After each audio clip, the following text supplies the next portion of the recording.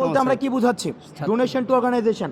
এক নম্বরে আমরা জুম্মু এবং হচ্ছে জুম এবং হচ্ছে যেই পাহাড়ির যে বন্যাটা হলো মানে খাগড়াছড়ির দিকে, তখন ওখানে যাওয়ার কোনো সুযোগ ছিল না, সেজন্য আমরা সেখানে 8 লক্ষ টাকা আমরা সেখানে দিয়েছি, অর্থাৎ বন্যার কাজে দিয়েছি। দ্বিতীয়ত, বন্যার সময় মেডিকেল টিমের যে খরচ হয়েছে সেখানে 2,60,000 টাকা খরচ হয়েছে। তৃতীয়ত, ফটিকছড়ির যে টিম বন্যার সময়, সেখানেও আমাদের ট্রান্সপোর্টেশন লিমিটেশনসের কারণে সেখানে আমাদের 46,500 টাকা খরচ হয়েছে। চতুর্থত, যশোরের একটা টিমকে আমাদেরকে 1 লক্ষ টাকা খরচ হয়েছে। মোট আমাদেরকে 12,06,500 টাকা, 12,500,000 টাকা ডোনেশন টু আদার অর্গানাইজেশন। এখন দেখেন, এই পুরোটা কিন্তু আমরা আদার অর্গানাইজেশন অন্য কোনো কাজে দেই নাই, সেটা হচ্ছে বন্যার কাজে আমরা সেখানে দিয়েছি। সুতরাং বন্যার কাজে আমরা মানুষ থেকে টাকা আমাদেরকে মানুষ বিশ্বাস করে দিয়েছে এবং আমরা সেটা হচ্ছে বন্যার কাজে আমরা পাঠিয়েছি। এবার আপনার দ্বিতীয় যে প্রশ্নটি আমাদের করেছেন সেটা হচ্ছে আমরা ব্যর্থতা মেনে নিচ্ছি কিনা। দেখেন, স্বচ্ছতা নিশ্চিত করার জন্য আপনি আমাদেরকে বলেছেন যে পুনর্বাসন কাজ এখন আমরা শুরু করতে পারিনি। ব্যাপারটি কিন্তু এমন নয়।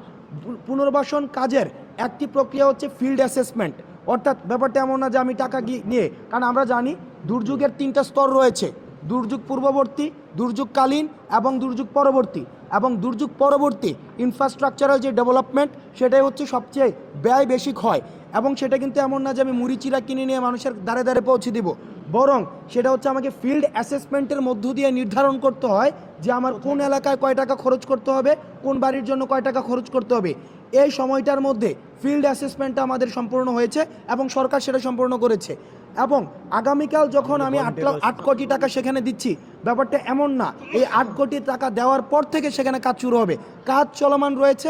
আমরা 8 কোটি টাকা দেওয়ার পরে কাজটা সেখানে হয়তো একটু এক্সপেডিয়েট হবে। এবার আসেন, আপনি আমাদেরকে বলছেন যে সক্ষমতার ঘাটতি আছে কিনা।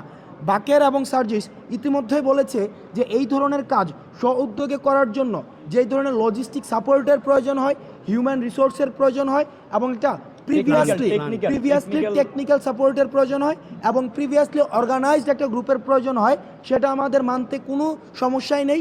সেখানে নিশ্চয়ই আমাদের লিমিটেশনস ছিল। সেই জন্যই আমরা গভর্নমেন্টের সাথে কোলাব করে আমরা সেখানে কাজটা করছি। বুয়েট এবং আমাদের যে রিসার্চ এক্সপার্ট রয়েছে তাদের সাথে কোলাব করে আমরা সেখানে কাজটা করেছি, যাতে করে, কারণ টাকা মানুষকে দিয়ে দেওয়াই মুখ্য না, বরং আমার ইউটিলাইজেশন অফ রিসোর্সের আমাদের গুরুত্ব আমাদের রয়েছে।